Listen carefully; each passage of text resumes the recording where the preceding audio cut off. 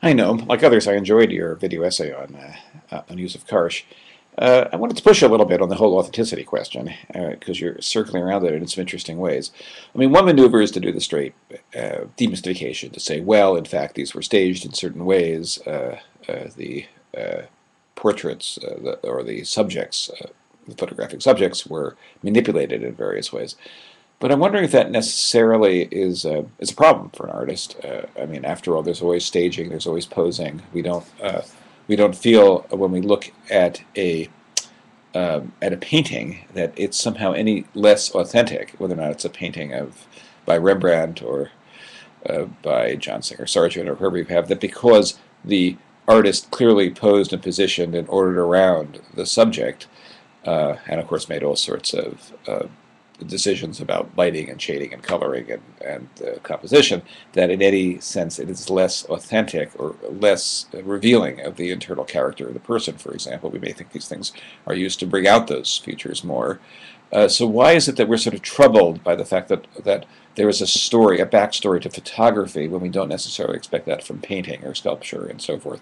There's some ambiguity, in other words, really revealing about our feelings about photography, our anxiety, especially over the way a master photographer manipulates us and manipulates subjects and light and shadow and all that. And that's quite fascinating.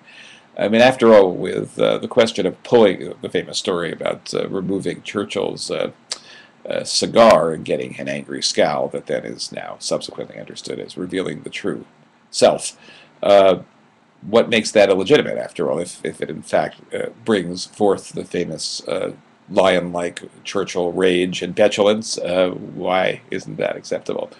So it's just an interesting thing to puzzle over, that why we, in other words, tend to expect something from photographs, a certain claim to the really real, and other images we don't quite make those claims for, or expectations are not precisely invested in the same way.